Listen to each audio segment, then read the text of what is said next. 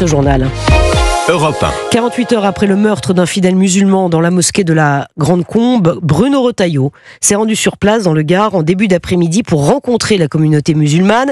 D'après le ministre de l'Intérieur, la piste d'un acte anti-musulman, elle n'est pas du tout négligée. Bruno Retailleau qui annonce également ce soir une sécurité renforcée autour des mosquées de France.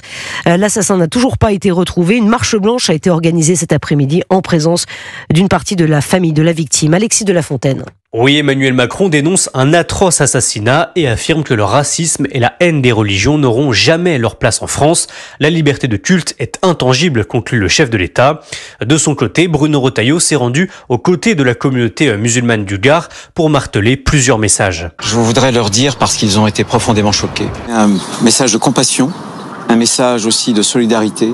Être français, être membre de la communauté nationale, ça n'est pas une question de couleur de peau, ça n'est pas une question de religion, ça n'est pas une question de condition sociale. On est français, un point, c'est tout. Selon le ministre de l'Intérieur, des moyens exceptionnels sont mis en place pour retrouver le meurtrier, mais ces mesures restent insuffisantes pour la gauche qui accuse unanimement Bruno Retailleau d'avoir négligé cette affaire. Les partis de gauche, eux, n'ont pas attendu les premiers résultats de l'enquête pour instrumentaliser ce drame en lutte contre l'islamophobie, une thèse pour